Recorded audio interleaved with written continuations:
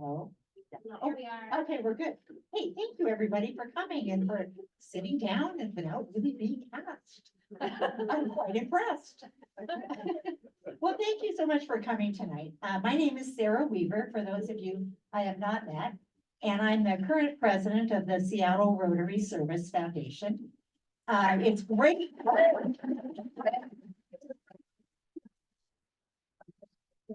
It's great to see so many of you here tonight to celebrate Rotary, to celebrate service to our community, and most importantly, to celebrate the three finalists that are here.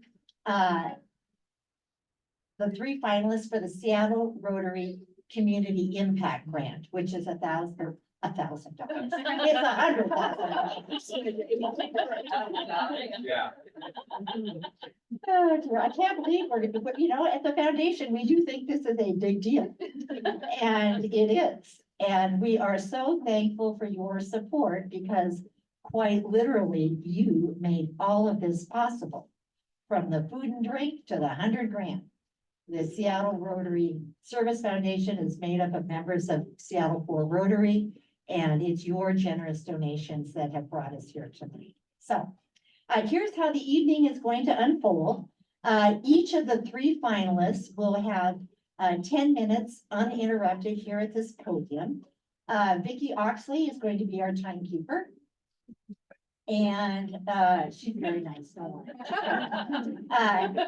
they'll have 10 minutes uninterrupted, which they may choose to share with a colleague. And two of our finalists have chosen to do that. And what's next? Okay, that'll take about 30 minutes or so. We have suggested the topics that they might want to cover. So if they all sound somewhat similar, that's because we said, here's what it is we would like you to chat about. And we have deliberately kept this low tech. So I didn't want people to have to stress out about PowerPoint presentations or video clips or any of that. So it's deliberately low tech for that reason. If you want to know even more about our finalists before you cast your vote, you can go to our website. We have posted all three of their applications, which they're all great. They're just outstanding. And I was really impressed with how well they were written. So you guys did a great job, in addition to having great projects. We also have a one-page summary sheet, which thank goodness for Kathy Gibson. She put this together and she suggested that it would be a good idea. And then she did it, which thank you. That has been a big support. She's just the best Rotarian. She has a great idea and then she just does it for you. So, boy, I wish we had more Kathy Gibson in our collection. Okay. Let's see. Oh, the video presentations tonight are being recorded by Omar Oscar, who is our owl. He's new to the foundation and to the club.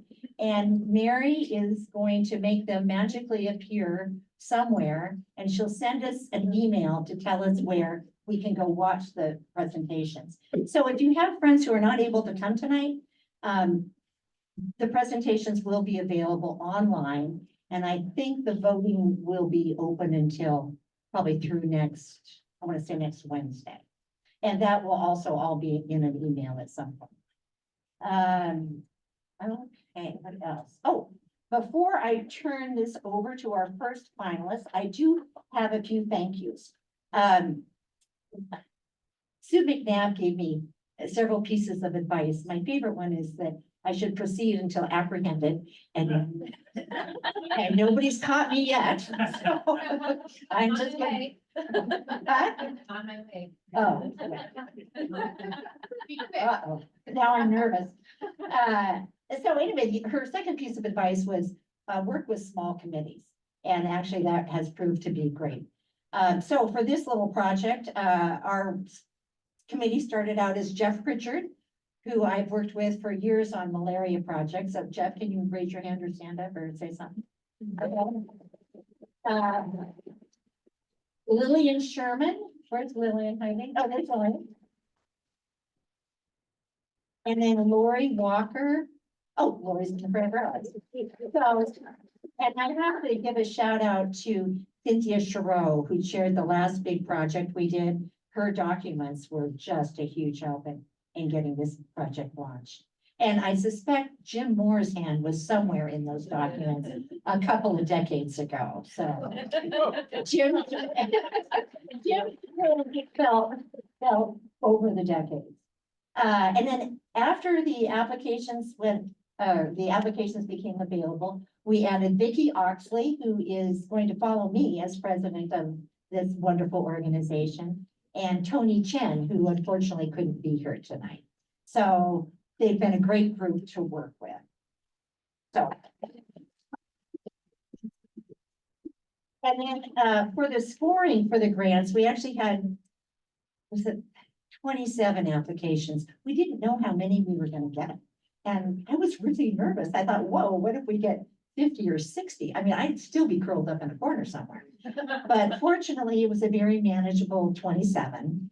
And we had many members of our board act as grant scorers. We also had some, an incoming board member and some very seasoned SRSF former president. So Dave Kraft, Jaime Mendez, Kathy Gibson, and Kathy Williams all stepped up to help us score grants. And I was so pleased when I looked at the final list. I thought, whoa, there's just a wealth of Rotary experience reflected in the people who read all the grants. So we did that. And then a couple of weeks ago, I don't have time anymore. I'm just all confused. But Lillian and Jeff led us through a process where we took all of our scores and we came up with our final 3. So that's how that process worked. And yeah, it's been a great group. This was I just remember thinking back in September, oh my gosh, how are we going to make this happen? And here we are. So this is pretty exciting for us.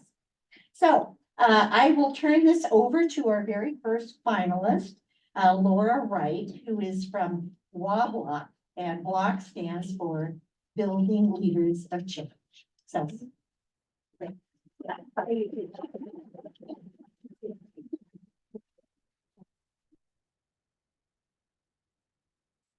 Where's my glass of wine? Good evening. I'm a little taller than Sarah. Can y'all hear me? Yes. Okay, Vicky, don't start my time quite yet, okay? Hold on a second. My name is Laura. I work with lots of children. We like to have fun. We have cheers and chants for almost everything that we do. And so I'm going to welcome you into the space by sharing a quick cheer and chant, not yet. So I'm gonna say I have a recognition, y'all, and you're going to say recognize, okay? Got it? Yep. Recognize, okay. I've got a recognition, y'all. I don't think you heard me. I said I've got a recognition, y'all. There we go. I just want to recognize Sarah, Vicky, and just all of you. This is a really incredible opportunity, and we're really honored to be here. So thank you so much for coming out tonight and just all of your investment and service that you do for the city of Seattle. So give yourselves a round of applause. Okay, Vicky, I'm ready. Okay. I would like to open this evening with a prompting question. It might be something that you're familiar with, and it comes from the mighty and fierce Maasai tribe of Africa, where their greeting translates to, "How are the children?" So, how are the children? They don't ask each other, "How are you? How's your day been?" They ask, "How are the children?" The Maasai believe that monitoring the well-being of their children is the best way to determine the future health and prosperity of their whole society. And I can truly think of no more important question than this one, if I'm being honest with you. And I'm hoping that we can focus our next 10 minutes on the children, both in Seattle and globally. My name is Laura. Like I said, I'm thrilled and honored to be here on behalf of an incredible team of folks who are able to join tonight. So thank you so much for selecting WABLOC, Freedom Schools Literacy Summer Program, as one of the finalists. You may not have heard of us before, and that's okay. WABLOC is a multiracial and multicultural organization that's based in Southeast Seattle. Our acronym stands for Washington Building Leaders of Change. We were founded in 2016 through fierce student activism and community leadership, and we design programming to address inequities within our traditional public school system and classroom environments, with the goal of driving systems change. Our programs provide high-quality education opportunities and joyful learning spaces for Black and Brown youth and families, including our Summer Freedom Schools program. So how are the children? I attended your literacy event a few weeks ago, and my heart is still heavy from that documentary, but I'm so glad that we share a common passion for this issue that's very prevalent in our Seattle public school system, and that is education equity, and that is literacy. We're seeking your partnership and your support tonight for our Freedom Schools Literacy Program. It's a program that we've been providing free of cost to our community in Southeast Seattle for 9 years, serving over 2,000 students to date. Freedom Schools is a 5-week, 5 days a week, literacy-based summer programming that serves students furthest from educational justice in Southeast Seattle, including low-income students and students that are below their reading level. Annually, our program serves 60 K through 5th grade students while also employing 15 college-age students from our community who are on their pathways of education and leadership careers. Our Freedom Schools program is rooted in the Black liberation movement of the 1960s, particularly Freedom Summer in Mississippi, 1964, which sought not only to register and turn out Black voters, but also to establish the Freedom Schools. Freedom Schools in Mississippi in the Deep South and ours in Seattle now are programs designed to fight against separate and unequal education systems. In present day, stark racial inequities persist. In Seattle public schools, only 28% of Black students are reading at grade level, while their counterpart white students are above 75%. Effectively sentencing students to be functionally illiterate and suffer low incomes throughout their life. For WABLOC, one of the founding mothers of Freedom Schools, Septima Clark, who was the education director of the Southern Christian Leadership Conference, said that literacy means liberation. We take this very seriously, not just individual liberation, but also communal and collective liberation, which is why we focus on literacy. Because the most critical time to be at reading level in Seattle public schools and in our country is at the age 9. This is when our school system shifts their focus from learning how to read to reading to learn. That's an important shift because from that point on, the expectation is that you know how to read and that you can take in information. And this is where the gap starts to grow and grow, especially for our Black and Brown students in our community. We know that age 9 is a strong point of determination for the rest of your life. So building literacy skills means building social power, it means building political power, and the strong determinants of an outcomes of a good life. So what will your $100,000 do, you might ask? I'm excited to share a few components of our program that I think make us unique and also where we would like to invest this money.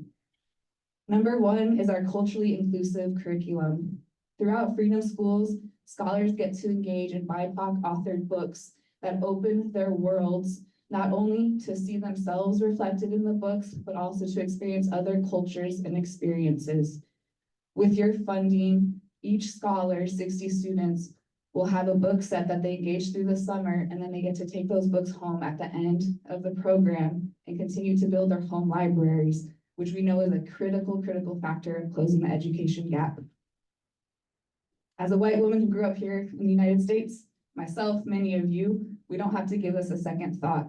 This education system was built for us. A lot of the books that we've read have always reflected us, but I can't understate the importance of having a book that reflects your identity, your culture, where you are the main character and your storyline is about you. We have some books here to the side. You can check out what some of those books are for the summer. The second component is intergenerational leadership development. It's not only about having culturally inclusive curriculum, but also instructors who represent the cultures and identities of our students. We hire, train, and mentor Black and Brown future educators who will go on to create learning experiences and spaces for other children, which creates a significant exponential impact. One of the huge issues with our public school system today is class sizes. Teachers are teaching anywhere from 30 to 40 students in the classroom, which is wild if you're talking about elementary school. In Freedom Schools, our ratio is 1 to 7. So our instructors have no more than 7 students that they're able to invest and really have that individualized attention for. I like to share that we take intergenerational leadership very seriously at Wallblock. All of our current full-time staff in our organization started off as college students through our summer program and have grown to be full-time staff with our organization. In the end, Freedom Schools provide safe, nurturing, nonviolent, restorative, and literature-rich environments that boost not only the leadership and academic growth of the children served, but also the educators who teach and serve them. We want every child to love to read and to develop a positive attitude towards learning and to know that they can make a difference. Which brings me to our third component, which is social action. At Freedom Schools, empowered readers become empowered leaders. Scholars throughout the course of our program explore issues impacting them and how they can make a difference. As an example, after reading about freedom riders and the movement to desegregate the interstate system in the United States, our scholars at Rainier Beach High School explored transit justice in Seattle Public Schools, which at the time had a walk-on policy that didn't allow resources to get to school and was really impacting students in our community. So students organized a transit justice campaign that over several years, resulted in free ORCA cards for high school students. That was later expanded to middle school students. And last year they expanded it to all of King County, which impacts more than 24,000 students today. Empowered readers become empowered leaders. With all of these components combined, we provide 156 hours of literacy instruction. 90 to 100% of our scholars maintain their reading levels and don't experience summer learning loss, while 70% increase their reading levels by at least 1 grade level, and 85% feel more ready for school, connected to their peers and connected to their school. We have some fun ways that we would like to invite you all to join and be part of our summer program beyond funding. We have a daily morning assembly called Harambe, which is Kiswahili for Let's Pull Together. It's full of cheers and chants, affirmations. We also welcome a daily read aloud guest to come and read a story to scholars and share why literacy is important to you. Beyond that, it takes a lot of resources to run Freedom Schools. We invite you to host a supply drive, a snack drive, a book drive for independent reading time, anything that you can to help us run our program. Freedom Schools is truly a community-empowered program, and it wouldn't be possible without our partners. So the next time you ask me, how are the children? I want to be able to tell you that all of the children are well. I want to be able to tell you that they're laughing, they're learning, they're reading, they're thriving. I can think of no more important question than the well-being of our children, and I hope you invest with us this summer. Thank you.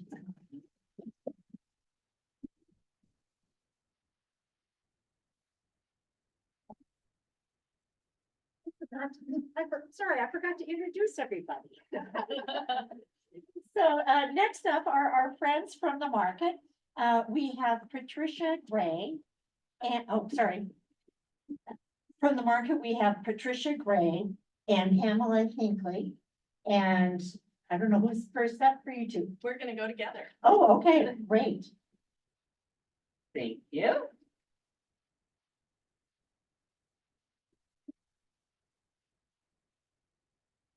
Well, I want to start by saying that was amazing. It's really great to learn about other organizations in town. My children benefit from your program at their school. Oh, wow. In Mount Baker, so thank you. Do you want to? Nah, We got introduced. we got introduced. I'm going to reintroduce though. This is my wonderful colleague, Pamela Hinckley from the Pike Market Senior Center and Food Bank. And I'm Patricia, I'm from the Pike Place Market Foundation. And what many people don't realize is beyond the fish and the flowers at Pike Place Market is a wonderful community and a model for community health in downtown Seattle. So I want to start by taking you back to August 1907. This was back when horse-drawn buggies were, taking over the town. Farmers were selling produce to the commission houses on Western Avenue. We had no Pike Place Market in 1907. And here it is. Her prop.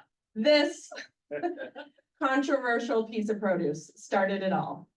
So believe it or not, the price of onions in 1907 skyrocketed from 10 cents a pound to $1 a pound. Keep in mind, a pair of shoes at Nordstrom was $2. Yeah. So as you can imagine, the people were outraged. Produce was inaccessible, and that's because the commission houses down on Western Avenue decided to create an artificial inflation, cutting farmers out of the profits and making produce wholly unaffordable to the people of Seattle.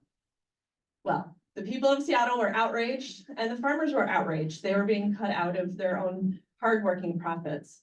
So our city leaders declared the corner of Pike Place and Pike Street to be Seattle's public market, where farmers could sell direct to customers. On opening day, August 17th, 1907, a dozen horse-drawn farm wagons showed up on Pike Place. It was a dirt road back then. 10,000 customers. They were sold out before noon. The headline of the Seattle Times is "Clamorous Fiasco. The market is an instant success." Now, it's not unlike a busy August today in Pike Place Market, right? It is a bit of a clamorous fiasco. But how we got here 116 years ago is remarkable. But also the root of the mission of Pike Place Market that remains true today is also remarkable. And so making produce affordable and accessible to the people of Seattle is the #1 mission of Pike Place Market, combined with making sure farmers can sell direct to customers and make a living. And so that is the origin story of Pike Place Market. Pike Place also is the largest continuously operated farmers market in our nation. What that means is it's the only farmers market that's survived the last century.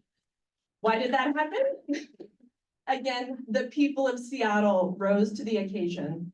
Literally, the market was slated for demolition in the 60s. City council, the mayor, both newspapers, big downtown businesses, they were all behind it. It was a Solomon fire trap, is what was written in the news. Lucky for us, we had a wonderful group of urban planners, the University of Washington, led by Victor Steinbrook. He gathered a group of friends at Lowell's in the market and established the Friends of the Market. And for 10 years, they petitioned to save Pike Place Market from the wrecking ball. They won. That's why we have Pike Place Market today. And so the market itself, they not only saved the historic buildings, but they saved the purpose of the place. And that 9 acres of downtown is forever dedicated to farmers to sell direct to customers, for small local businesses to get started, and to support a community of housing and social services for downtown Seattle. That's how we come about this mission and this place and this partnership. So the Pike Place Market Foundation was established.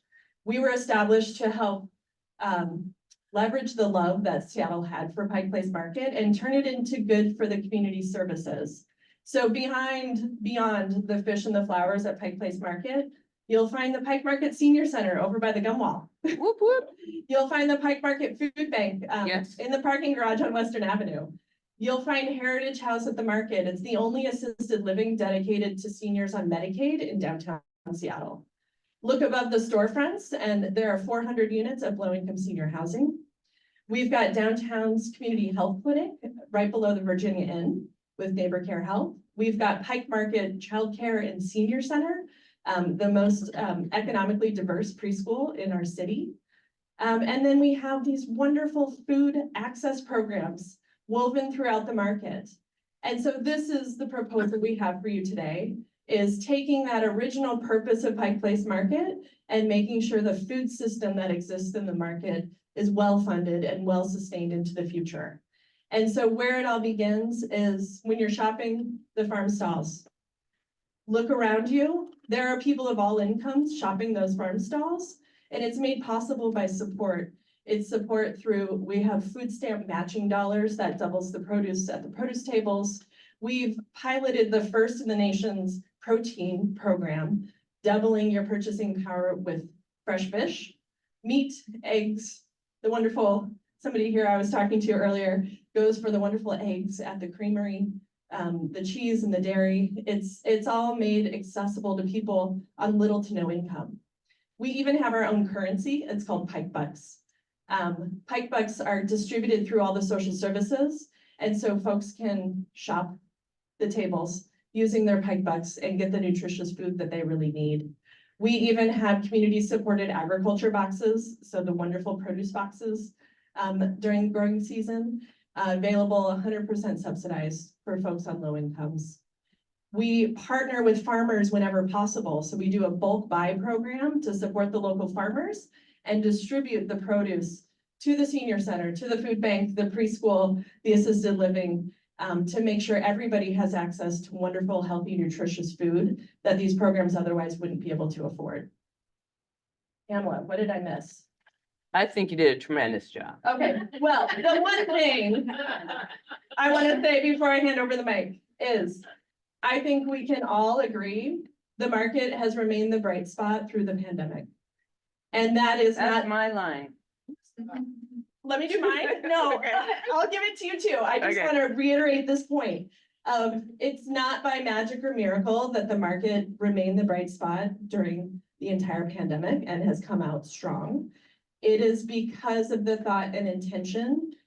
We are able to launch emergency programs and launch a small business program, which means 99% of small businesses in the market survived, right?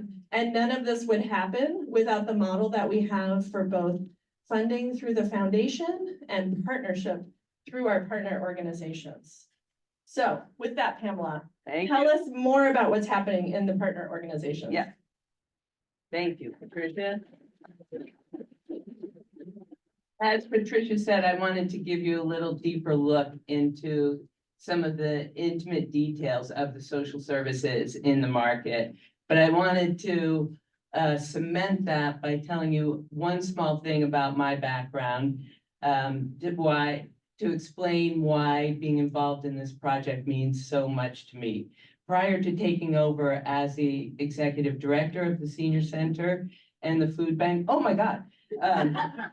In August of 2023, I was on the board of directors of the agency for 10 years, but I was working as the CEO of Tom Douglas Restaurants.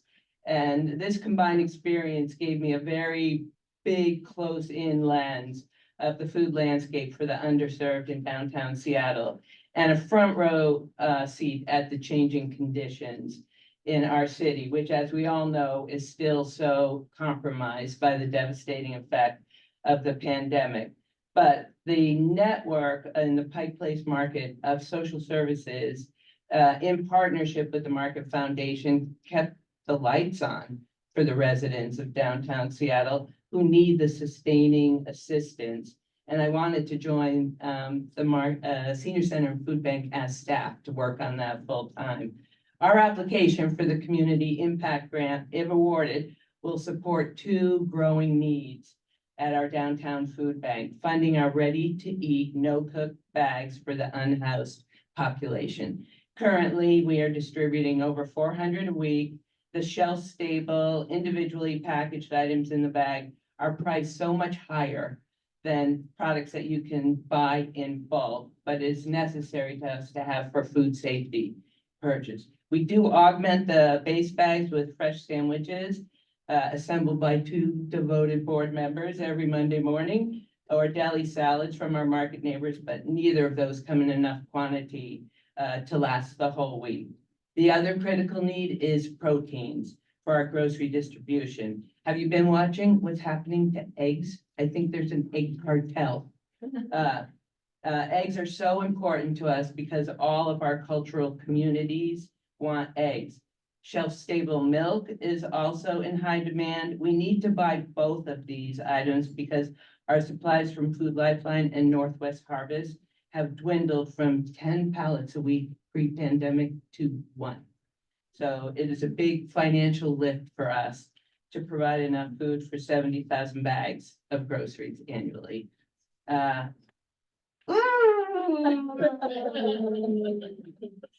How are they gonna get involved? Last, So, last one. Lastly, we have an exciting opportunity to work with our staff to help in the preparation of the no-cook bags. Because it's a lot of work and it saves lives. And we would love your involvement. You would get to see the team and the facilities intimately. We would love that. And we think that with that exposure, it would help us generate new friends and new revenue.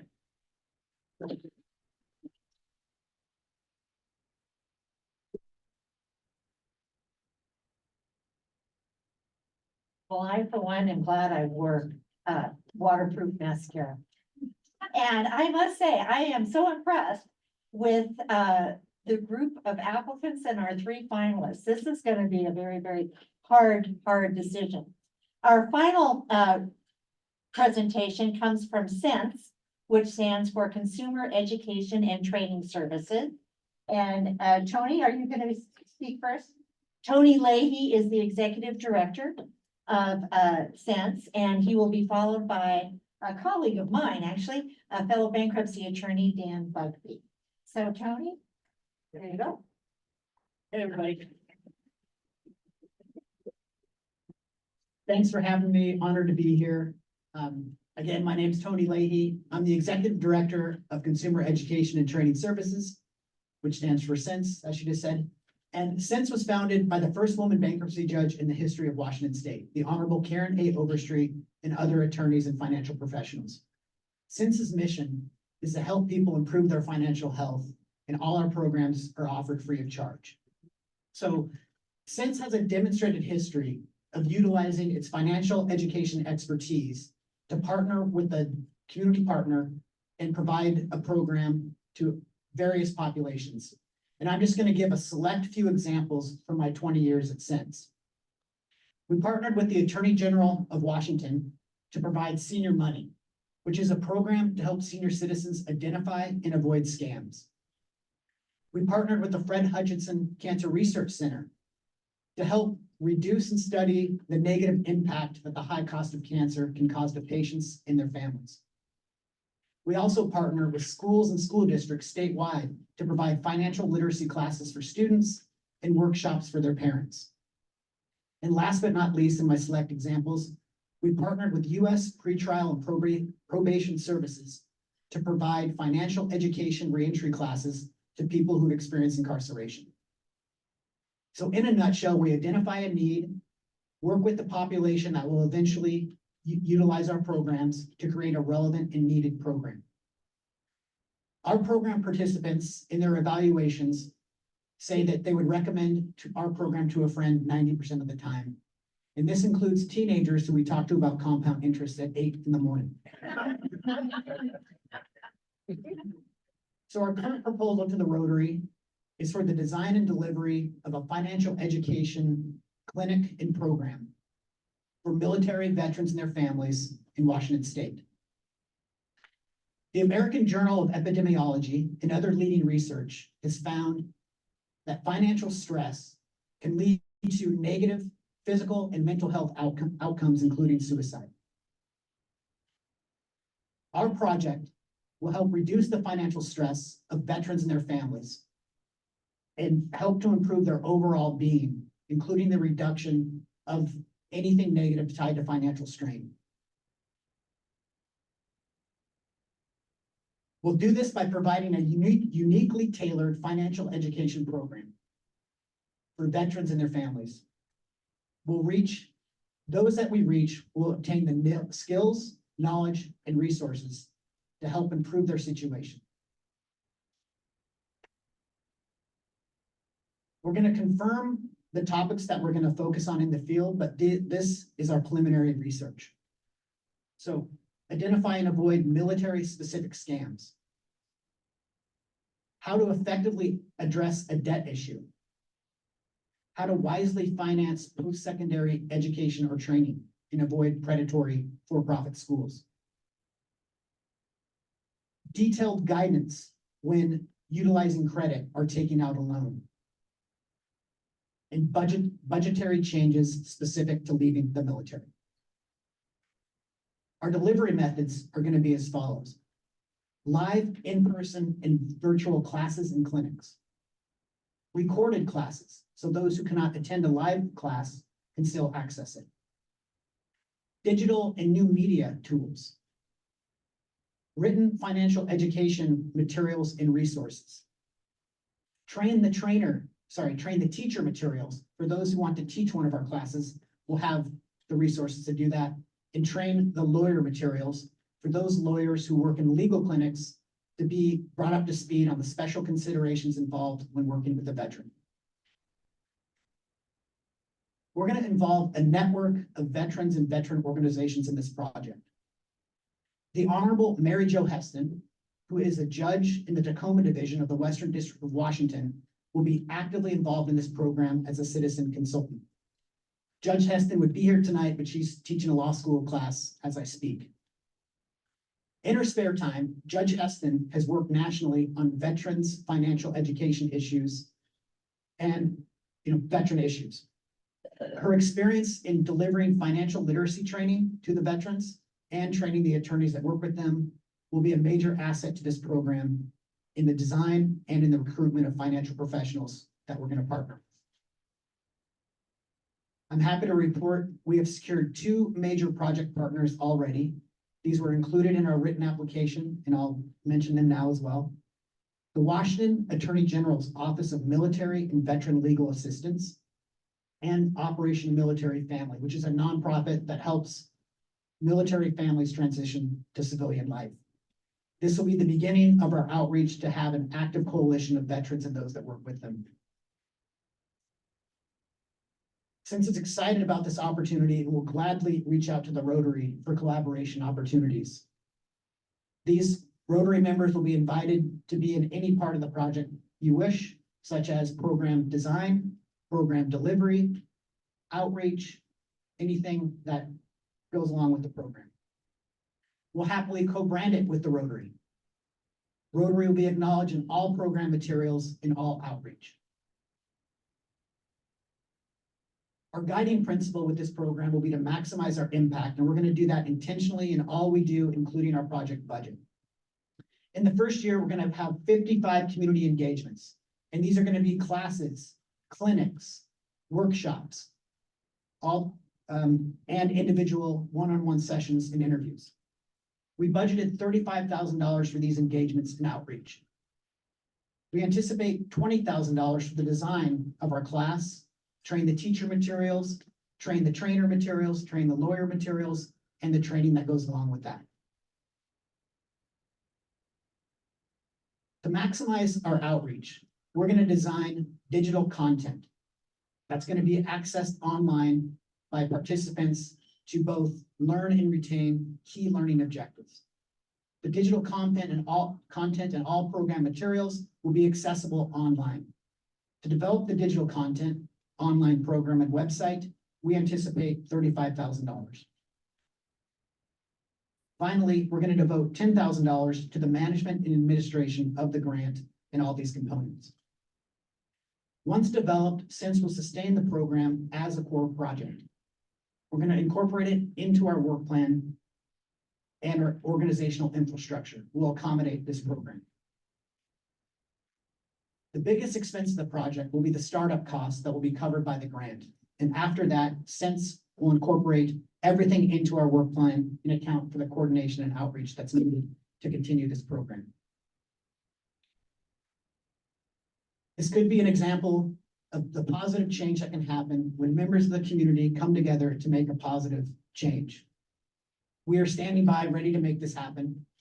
So please consider funding our program.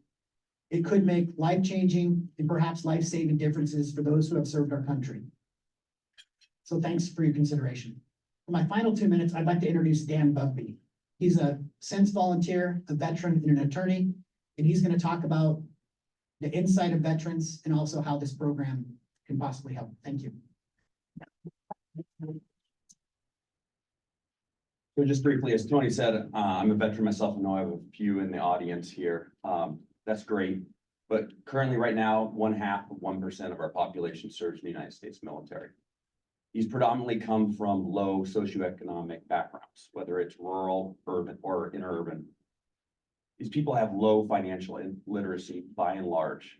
When I joined the military 22 years ago, I was shocked at some of the truisms that I saw, such as you can tell a military post because you see all the pawn shops and payday lenders becoming more frequent as you approach the gates. I had a few shocking events when I joined, and I didn't come from a wealthy family, but I came from middle class. But what I saw was a soldier who didn't understand why his checks were bouncing because he had more checks in his checkbook. He didn't realize he had a check account balance. These are true stories. I had a soldier who had never had a new pair of shoes until the Army issued him a pair of boots. And then we take them and Tony talked about the incarcerated program. We institutionalize these soldiers, and it's a necessary part. They have their meals provided, they have their housing provided, they have their health care provided. They don't know how to budget. And then we dump them out on the US economy with a job that probably pays minimum wage because of their skill sets, although some do get some decent training. And we don't even educate them about the benefits that are available to them. The participation rate in the GI Bill is shockingly low. And we owe it to these veterans to tell them about these benefits, help them take advantage of it, help them take advantage of things like the Service Members Civil Relief Act and other things that will help protect them from some of the more predatory lenders that are out there. So as they transition into this first paycheck, we need to help them. It's not enough that we just thank veterans, it's more that we help them. And veterans do not want a handout, they want a hand up. And that's what Sense is offering them. So I thank you for your support.